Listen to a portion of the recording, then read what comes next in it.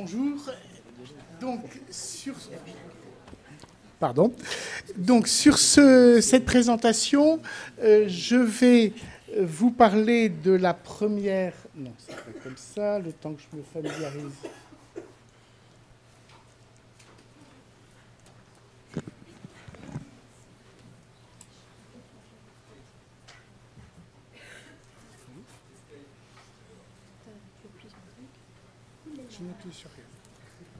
Donc, on a la différence entre l'ingénieur et le scientifique ensemble, dans un souci de complémentarité face à une télécommande. Donc, sur cette présentation à deux voix, je vais vous parler de la partie terrain, phénotypage, et Anne ensuite sur la présentation des résultats. Donc, le projet SOGEN dont l'idée a germé au cours de l'année 2014, même si elle était peut-être dans les esprits avant, et qui a commencé à se mettre en œuvre en 2015, porté sur donc, SOGEN comme génomique du saut d'obstacle. Il est émané d'un groupe partenarial intitulé Génétique génomique du cheval de sport, et qui associait des représentants de la filière, donc la SHF, la Société hippique française, les éleveurs des différentes studbooks de races de sport, le sel français, l'anglo-arabe, etc., mais aussi les scientifiques. Grâce à ce soutien œcuménique, on réussit à être levé des financements de la part du conseil scientifique de l'IFCE et du fonds EPRON. Et le phénotypage fin a commencé sur les concours de la Société française en 2015 et s'est déroulé jusque sur l'année 2016. Et signe de cette validation partenariale, puisque, on va le voir ensuite, les mesures portées sur les allures et la morphologie à mettre en relation avec les performances d'une part, avec le génome d'autre part. Le studbook du sel français a suggéré une prolongation sous forme d'un autre projet qui s'appelle CARACT-SF, puisque l'un et l'autre utilisent ce fameux appareil d'accélérométrie intitulé Equimetrix, qui a fait l'objet d'une diapo dans chacune des présentations précédentes. Je vais évidemment coupler les deux projets.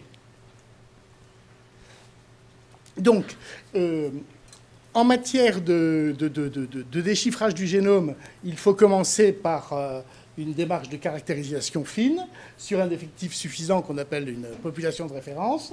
Donc, pour les allures, nous avons caractérisé 1500 chevaux différents, des chevaux de 4 et 5 ans sur les concours de la SHF. Sur le modèle, 1500 chevaux aussi, dont un tronc commun de 750 chevaux mesurés selon les deux techniques. Et pour le projet CARACT-SF, des mesures sur le saut en liberté pour 1000 chevaux un peu plus jeunes. Donc la partie commune mesurée selon les trois axes est beaucoup plus réduite. Mais on est quand même déjà sur des nombres importants. Donc je ne vous parlerai pas aujourd'hui, et je vous annonce déjà le sujet de notre présentation dans un an, de la caractérisation du modèle par la technique de la morpho 3D. Nous sommes tout juste au bout du dépouillement, donc il faudra encore quelques temps avant de tirer des conclusions. En se concentrant sur les mesures par accélérométrie, donc nous avons enregistré les allures sur des concours de la Société hippique française, donc sur des chevaux de 4 et 5 ans, sur une petite vingtaine de concours sur les 2 années. Les chevaux étaient sur une démarche volontaire des cavaliers présentés après leur parcours de saut d'obstacle. L'appareillage Equimetrix, il est apparu dans plusieurs... Nous l'avions emballé, mais était fixé au sternum avec ce type de dispositif. Il enregistre le cheval pendant toute la période de mesure et ensuite est basculé sur un ordinateur pour dépouillement. Le cheval déroulait une petite reprise assez simple avec comme objectif ce que la manipulation dure au maximum 2 minutes pour être en phase avec le déroulement du concours que nous avions souhaité ne pas perturber. Donc, il fallait que nous puissions encaisser une cadence de 30 chevaux à l'heure. Et la reprise simple, c'était une diagonale au trot de travail, une diagonale au trot moyen, une diagonale au galop de travail, une diagonale au galop moyen, et enfin une diagonale au pas. Je dis diagonale puisque un des principes de cet appareil est d'analyser des moyennes sur 10 secondes, donc ça correspondait aux 5 diagonales. Le dépouillement est assez rapide, de l'ordre de 5 minutes par cheval. Donc c'était facile à réaliser. Là, j'ai encore fait une bêtise. Merci.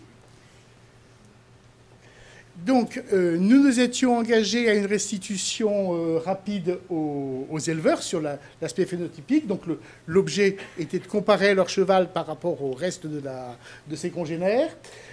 Pour chacune des 5 allures, nous avons donc communiqué sur les 9 dimensions de restitution par cet appareil. La vitesse, même si elle était issue d'un autre dispositif de mesure. La cadence et la longueur des foulées comme ratio des 2 dimensions précédentes. La régularité, la symétrie, le déplacement vertical, ce que le cavalier appelle le rebond, et la puissance selon chacun des 3 axes. Donc la présentation était celle qui figurait avec une représentation pour chacune des allures. Même démarche à l'obstacle. Toujours le boîtier fixé à la sangle. L'appareil surfait puisqu'il faut sauter en liberté. Nous avons fait les opérations sur les concours régionaux du Sud-Bruxelles français à chacun des automnes 2015, 2016, 2017, avec de l'ordre de 350 chevaux à chaque fin de saison. Nous avons aussi fait le choix de ne pas modifier le protocole du concours. L'objectif était de passer parfois des très gros effectifs, notamment sur le concours de Saint-Lô. Et nous avons surtout analysé les sauts sur les trois auxerres de la fin du protocole, dont les cotes étaient de l'ordre d'1,10 m de haut par 1,20 m de large. Et en analysant les 3 sauts.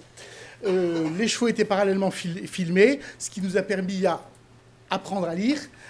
Quand nous avions un saut bizarre, c'était parfois le fait que le cheval avait dérobé et sauté l'oreille de l'obstacle plutôt que l'obstacle. Donc il nous a fallu, grâce au film, quelques temps pour apprendre à lire.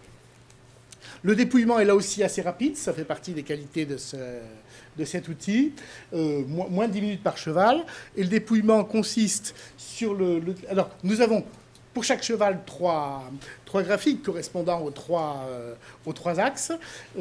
Et sur le graphique correspondant à l'axe vertical, nous posons 5 points correspondant à chacune des phases du saut, et d'où on déduit des puissances et des temps pour chacune des phases. La restitution au propriétaire, sous le même type de représentation que la précédente, avec 5 dimensions, considérées en première analyse comme les plus informatives, mais Anne vous détaillera l'ensemble ensuite. La frappe des antérieurs à la battue, la poussée des postérieurs, la balance calculée comme le rapport des 2 données précédentes, l'impact à la réception et la durée du plané. Donc la balance donne une idée de l'équilibre dans lequel le cheval aborde sa phase et se trouve au moment de sa phase d'abord. L'impact à la réception donne la durée du plané donne une idée de la hauteur du saut, et l'impact à la réception, la forme de la trajectoire.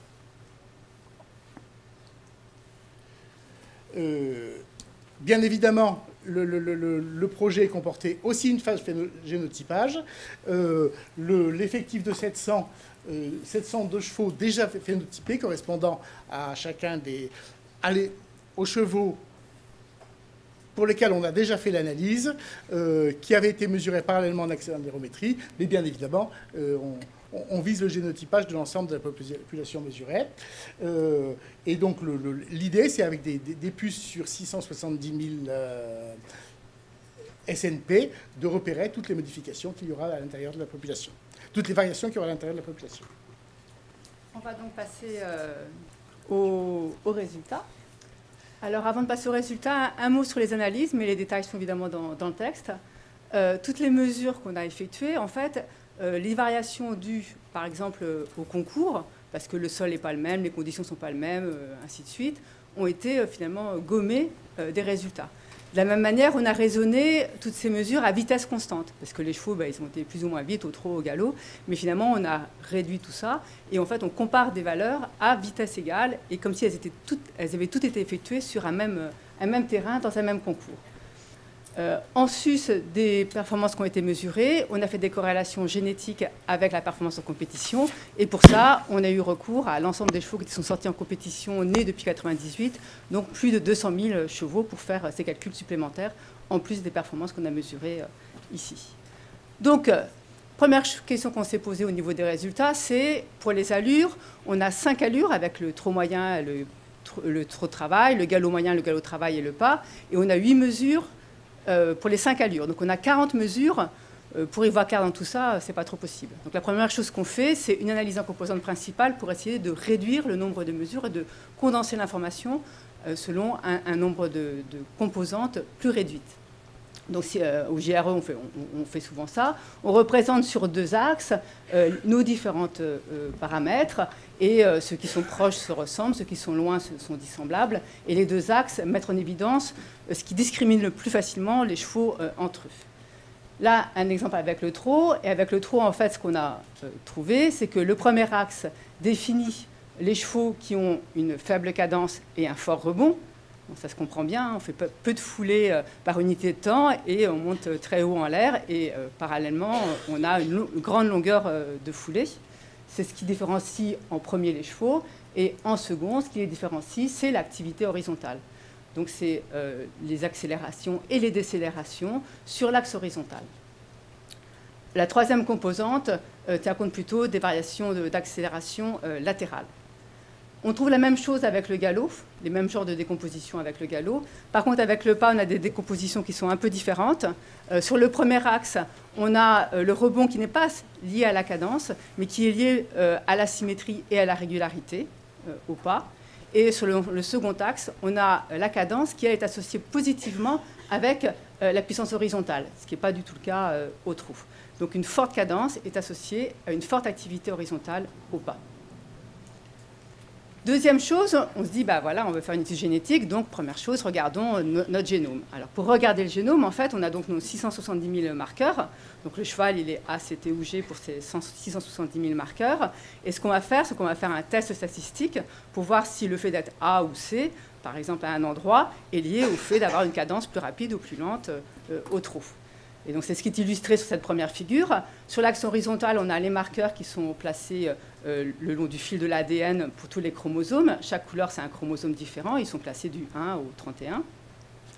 Donc tous les chromosomes. Et sur l'axe vertical, c'est le test statistique. Plus il est élevé, et plus ça veut dire qu'on a des chances que le fait d'être différent à ce marqueur-là marque aussi une différence au niveau de la mesure faite au trot, et en l'occurrence la cadence liée au rebond.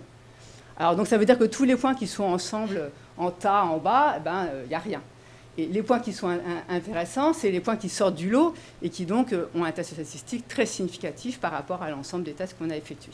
Donc là, on est super content. On se dit, tiens, le fait d'avoir une cadence lente et un fort rebond, on a un marqueur génétique de ça, super, on a fait une super étude.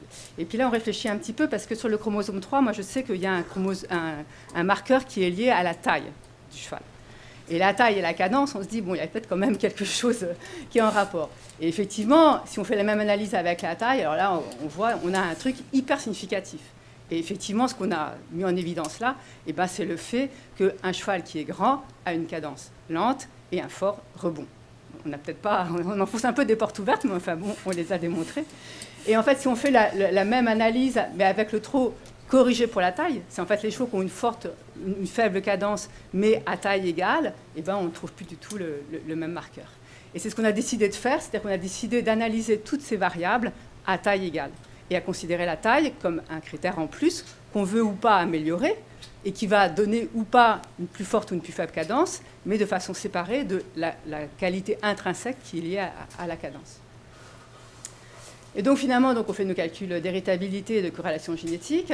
Donc on a retenu 3 composantes pour chaque allure, le pas, le trot, le galop, que j'ai illustré avec des petites flèches vers le haut, vers l'horizontale ou vers le latéral, la cadence, et puis d'un autre côté, la taille qui est mesurée par taille au garrot.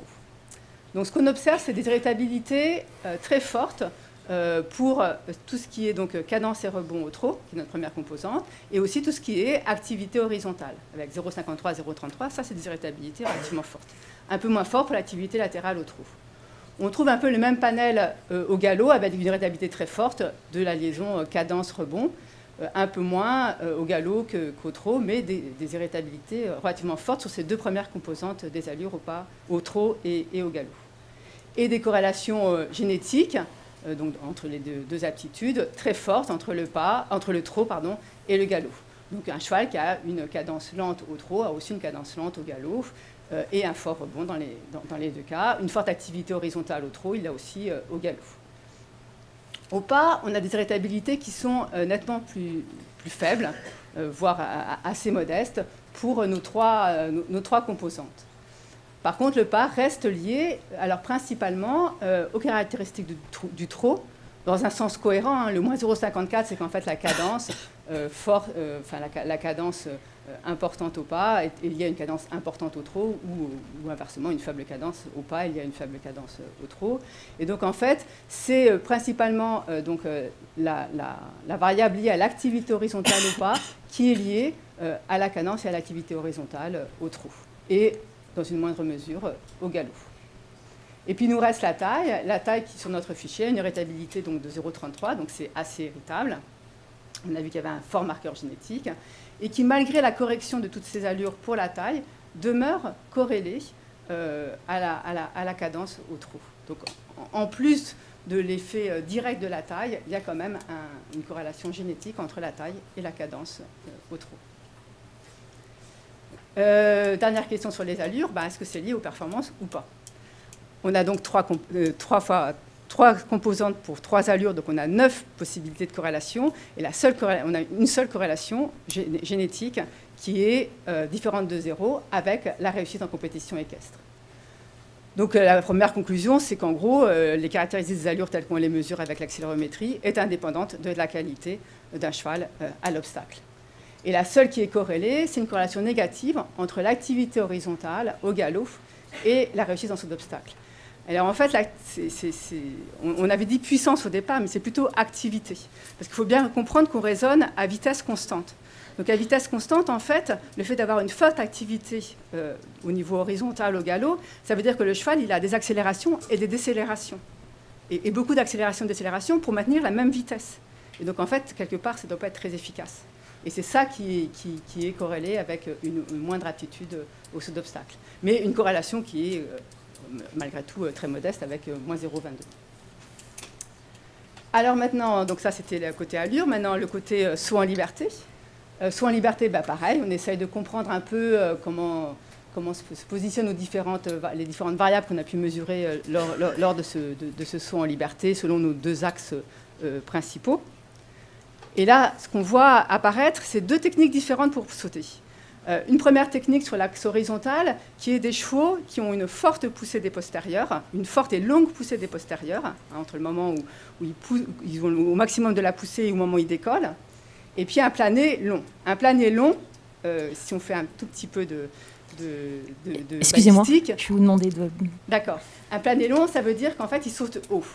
Et d'un autre côté, pour le saut, l'autre technique, c'est de rapprocher la frappe des antérieurs et des postérieurs très rapide, et puis d'avoir un fort impact à la réception.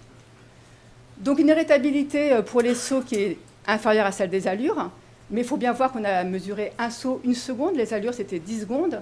Si on fait 3 sauts, en fait, on passe de 0,13 pour l'héritabilité de la poussée des postérieurs à 0,21. Pareil pour le temps de planer, qui passe de 0,21 à 0,30. Donc quand même des choses héritables et sélectionnables. Enfin, la relation avec la performance en compétition. on trouve... Alors là, on n'a pas pu calculer de corrélation génétique parce qu'on n'a pas encore assez d'effectifs. On a fait uniquement des corrélations phénotypiques, donc des choses qui s'observent entre les mesures au saut en liberté à 3 ans et là, la performance à 4 ans. Et les seules corrélations qu'on a trouvées, c'est le temps de planer, donc la hauteur sautée, 0,21 avec la réussite en compétition à 4 ans, et le temps entre la frappe des antérieures et la poussée des postérieures, qui doit être, elle, courte, avec une corrélation de moins 0,15. Mais des corrélations qui demeurent faibles, et on se doute bien que la réussite en compétition, ce n'est pas uniquement la technique de saut à 3 ans. Donc en conclusion, 3 points. D'abord, au niveau stratégie de sélection, l'indépendance entre les caractéristiques des allures et la réussite en compétition, ça veut dire en gros qu'on peut avoir les allures qu'on veut, ça ne détériore pas la réussite en compétition. Donc on peut se focaliser sur l'idée que moi je veux avoir un cheval qui a telle et telle caractéristique d'allure, je ne mets pas en cause mes capacités à avoir un cheval qui va sauter correctement en compétition. Donc une grande liberté d'action, et surtout une grande liberté d'action vis-à-vis de cavaliers qui peuvent avoir des goûts très différents. Deuxième point, on peut proposer, nous, des outils pour aider à cette sélection. Le génotypage du QTA lié à la taille, comme ça, on sait si le cheval il a plus de chances de produire grand ou petit, et puis en conséquence, l'implication de la taille sur les allures. Et puis si on pérennise le recueil de mesures d'accélérométrie qui sont quand même faciles à mettre en œuvre, vraiment rapides et faciles à mettre en œuvre, on peut proposer une évaluation génétique sur ces caractéristiques d'allure pour aider à la sélection pour des allures, quelles qu'elles soient. Et finalement, pour la corrélation entre ces mesures et puis la réussite en compétition, on peut vous dire quand même d'éviter les chevaux qui ont un galop finalement avec trop d'accélération et décélération pour une certaine vitesse. Et en saut en liberté, regardez si le cheval il saute haut pour un même auxerre, et donc s'il a un temps de planer long, et s'il a une frappe rapide des antérieurs. Voilà. Je vous remercie. Et je remercie quand même tous mes financeurs, l'ANSF et la SHF qui ont fortement participé à ces recherches, et bien sûr, surtout, tous les gens de terrain, cavaliers, propriétaires, les organisateurs, tout le monde qui était sur le terrain. Ça a été un énorme travail de recueillir toutes ces informations-là. Merci.